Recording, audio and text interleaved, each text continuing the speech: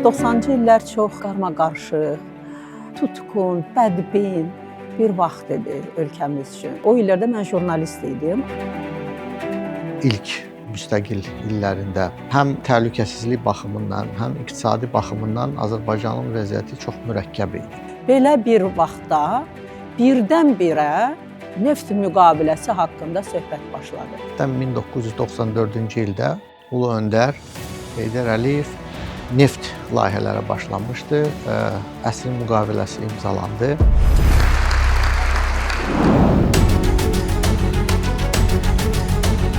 Azərbaycan neftinin dünya bazarına çıxarılması üçün ən mükəmməl həll yolu məhz üç ölkənin ərazisindən keçən boru kəmərinin çəkilməsi idi.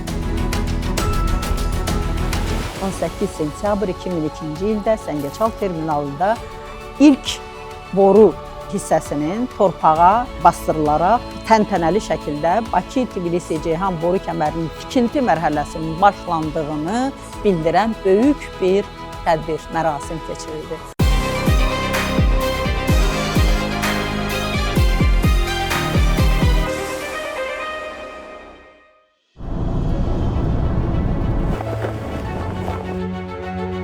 Üç ülkenin insanına saygı gösterecek, onlara etki etmeyecek, onlara fayda sağlayacak, bütün hayvanlara, bütün bitkilere saygılı olacak, bu her boru hattından farklı olacak.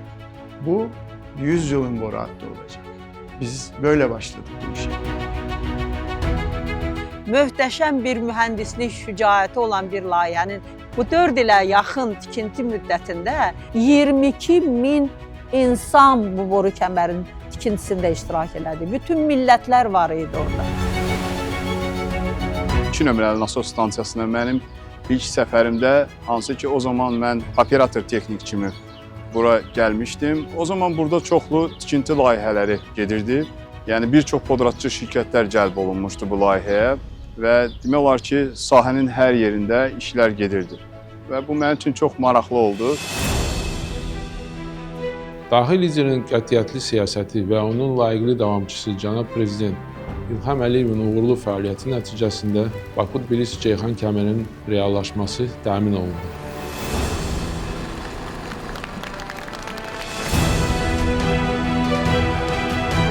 ...25 may 2005-ci ildə Səngəçal terminalından təntənəli şəkildə ilk neft daxil oldu Bakı-Tbilisi-Ceyhan boru kəmərinə.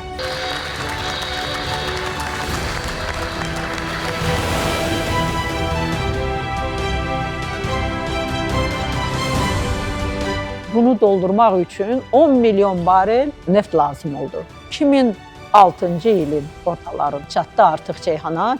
Neft kənə yığılandan sonra ilk tanker BP-nin tankeri oldu. British Hawthorne adlı tankerdir ki, iyul ayının 13-də təntənəli şəkildə yola salmaq mərasimi Ceyhan terminalında təşkil olundu.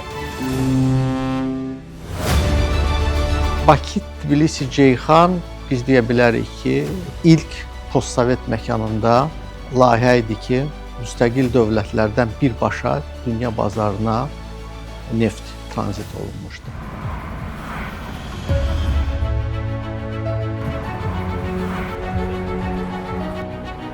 The BTC is not just a one-off project. It's a big footprint for Georgia as a country and Azerbaijan as a country, as well as Turkey. And it actually brings a lot of benefit. First of all, stability to the region. Another thing is delivering the energy to the market, which is Europe and the world market.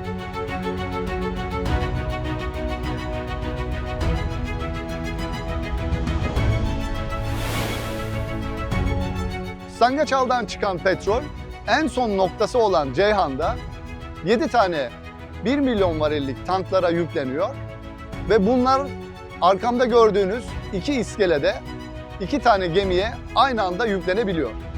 Benim hayatıma dokunduğu gibi boru hattının geçtiği Azerbaycan'da, Gürcistan'da, Türkiye'de birçok insanın, birçok bölgenin gelişmesine ve hayatlarına dokunmasına sebebiyet vermiştir.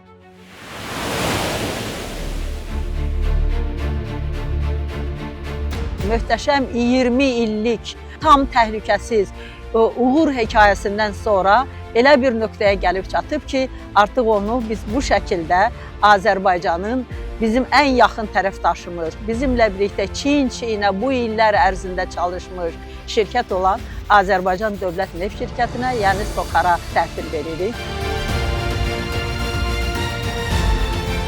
Baku-Tbilisi-Ceyhan boru kəmərinin ümumi idarəçiliyin və vahid operatorluğun SOCAR-a keçməsi tarixi bir mərhələdir. Vahid operatorluq sayəsində neftin nəqli prosesində əməliyyat səmərəliliyini artırmağı, resursların idarə edilməsini daha da optimallaşdırmağı və regionun enerji təhlükəsizliyinə verdiyimiz töhfəni yeni səviyyəyə qaldırmağı hədəfləyirik. Bu layihə mənim üçün çox önəmlidir. Niyə? Çünki həyatımın 22 ilini mən burada keçirtmişəm. Burada mən çox önəmli dostlar qazanmışam. Very interesting part of my life. It's actually 20 years, it's a quarter of century. It means something. So it's very fantastic. Dünya çapında enerji sektörüne büyük katkıda bulunan böyle bir projenin bir parçası olmak gerçekten beni çok gururlandırdı.